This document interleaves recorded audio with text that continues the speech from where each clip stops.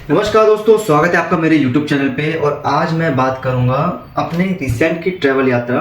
मैंने बनारस से वो यात्रा पूरी करी गरीब रथ से, और रात के करीबन 7:10 या 30 मिनट की ट्रेन थी वो। कुछ सह यात्री भी चढ़े जिसमें से कॉलेज स्टूडेंट्स से ग्रेड नोएडा में पढ़ने वाले, और कुछ एक और व्यक्ति चढ़ा जो मिडिल बर्थ लेके चढ़ा था। अब हुआ ये कि रात तक तो सारे से अच्छी बातें चल रही थी, लेकिन जब रात हुई और वो व्यक्ति सोया मिडिल बर्थ वाला, तो उसने बहुत तेज़ खराटे लेने शुरू कर दिए। वो खराटे इतनी ज़बरदस्त थे कि मैं रिलेट कर पा रहा था। मेरे सगे संबंधियों में बहुत तेज़ खराटे लेने वाले लोग थे, और जब कभी भी मुझे उनके यहाँ जाना होता था तो मैं बड़ा वैसे ही तो परेशान हो जाता था। मजबूरन मुझे शिव अमृतवाणी या राधे राधे वाला गाना जो है 84 कोस यात्रा को सुन करके, सुंदरकांड या हनुमान गाथा को सुन करके, क्योंकि इच्छा नहीं होती लेकिन क्योंकि वो मधु और बड़े प्रिय भजन संगीत होते हैं तो उनको सुन करके नींद आ जाती थी ऑफकोर्स। और फिर जब आप बहुत गहरी नींद में होते तो आपको खराटे की आवाज़ भी सुनाई नहीं देती है। तो मैंने भी कोशिश करी, लेकिन क्या करे इंसान, जब सुबह से शाम तक आप ईयरफोन यूज़ कर रहे हो तो आप एक बार तंग हो जाते हो, आपको नहीं अच्छा लगता और आप ज़बरदस्ती भक्ति नहीं करना चाहते हो। मन भी नहीं होता, मन थका होता है, वो शांति से सोना चाहता है। और जो इंसान बहुत शांति वाली जगह में रहने का आदी होता है, जिसको पिन ड्रॉप साइलेंस चाहिए सोने के लिए, वो ये चीज़ बर्दाश्त नहीं कर पाता है। फिर भी मैंने कोशिश करा कि मैं सो जाऊँ, नाम लेकर के हनुमान जी का, राम जी का, काली माँ का। अमृतधारा लगाया नाक पे, कान पे, गले पे और सिर पे, बट फिर भी वो एक टाइम के बाद उतनी तेज आवाज़ आता है, मैं आपको ऐसे कुछ इस तरह मैं एक्टिंग भी नहीं कर पा रहा, कुछ इस तरह की आवाज़ में वो खराटा ले रहे हैं और वो सो भी रहा है। और सोते सोते अब जिनको मैंने शेयर करा उन्होंने कहा कि भाई कुछ लोगों की आदत होती है, बचपन से आदत होती है, कंट्रोल में नहीं होता। लेकिन मुझे ऐसा लगता है कि जब आप उनको बहुत बार बोल रहे हो, हिला रहे हैं, अब मैं ना डर के मारे उनको बार बार कह रहा हूँ भैया, क्योंकि डर भी लगता है, अनजान व्यक्ति है, यात्री है, कैसा आप अच्छा बुरा समझे माने, भैया थोड़ा आवाज़ कम कर लो, भैया आपकी खराटे की आवाज़ आ रही है, भाई साहब, अरे भाई साहब। 3-4 बार बोला, फिर उसके बाद मैंने अपने बॉटल को गिराना शुरू कर दिया, या मोबाइल में रिंगटोन बजा देता हूँ, या फिर कुकड़ू आवाज़ बजा देता हूँ, ताकि जो है उससे थोड़ा सा दिमाग भंग हो जाए, मतलब कहीं ना कहीं अनकॉन्शियस माइंड थोड़ा सा एक्टिव हो जाए, क्या पता खराटे रोक ले। फिर मैं कोशिश करी सोने की, लेकिन बहुत तेज आवाज़ और आने लगी, इससे लोग भी परेशान। तो कोई पहल नहीं कर रहा था कि भाई कोई उनको बोले, सब छोटी छोटी आवाज़ में, भाई यार बस कितना साला, कोई गाली भी दे रहे हैं। लेकिन अब वो नींद में खराटे लेने वाला व्यक्ति को क्या पता कि कौन सी गालियों से पड़ रही।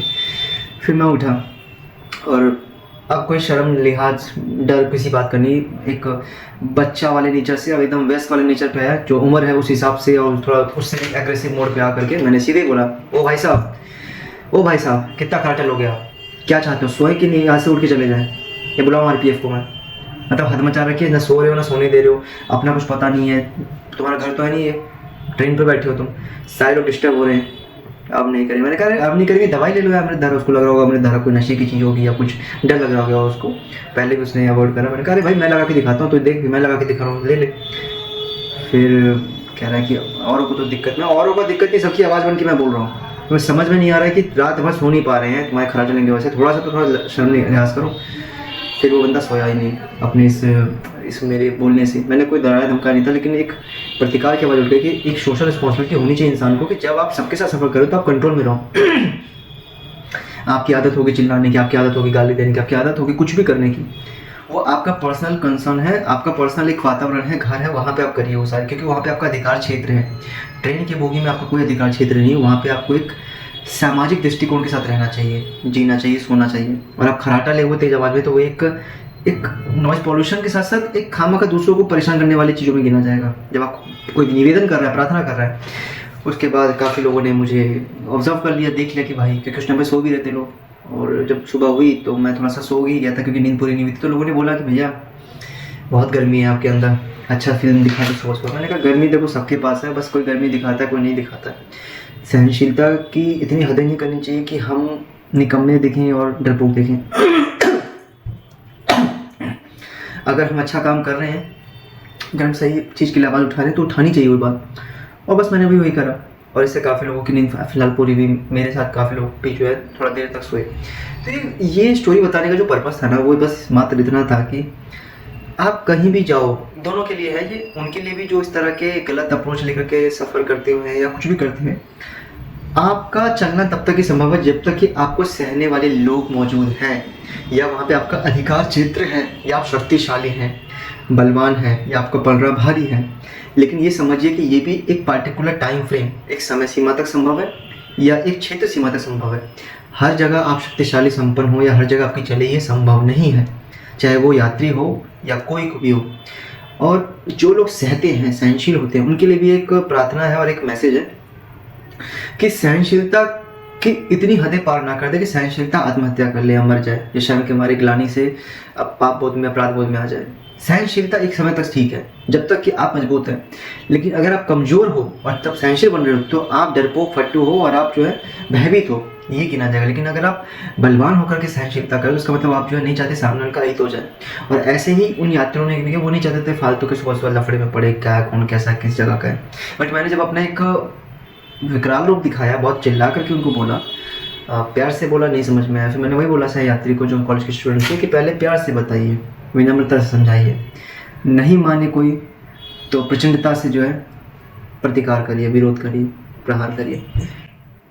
ऐसे ही बहुत सारे इंसिडेंट्स होते हैं, लेकिन मुझे ये इंसिडेंट लगा कि इंपॉर्टेंट है। पहली बार ऐसा हुआ था। कराटे पहले भी लेते थे, लेकिन इतना ज़्यादा तेज़ आवाज़ में करना अच्छा नहीं था। अगर आपके साथ भी कोई ऐसे कराटे वाली इंसिडेंट हुई तो जरूर बताइएगा।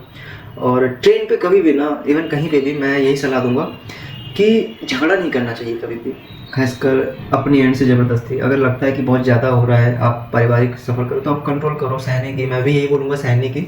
लेकिन जब लग रहा है सिर से ऊपर जा रहा है पानी, मतलब सामने वाला सिर्फ अपने बारे में सोच रहा है, खराटे लिए जा रहा है, सोए जा रहा है और दूसरों को परेशान कर रहा है, तो वो सिर से ऊपर गया था पानी, बहुत ज़्यादा ओवर हो गया था, असहनीय हो गया था, सहना बिल्कुल। और ऐसा कई जगह पे हो सकता है, लेकिन आप ये भी देखिए कि आपकी स्थिति क्या है, आपके पास लोग कैसे हैं, क्या आपके अगेंस्ट तो नहीं है, किस वर्ग के लोग हैं, किस जाति के लोग हैं, सिचुएशन कैसी है, करंट गवर्नमेंट क्या है, आपकी कितनी बैक है, आप कितने पैसे वाले हैं, ये सारी चीज़ ध्यान रखिए।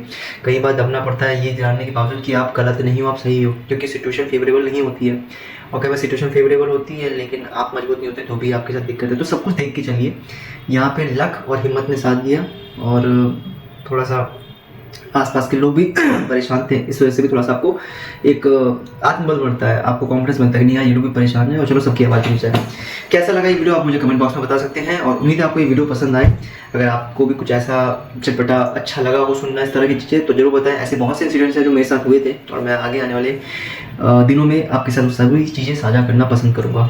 वीडियो देखने के लिए बहुत बहुत धन्यवाद।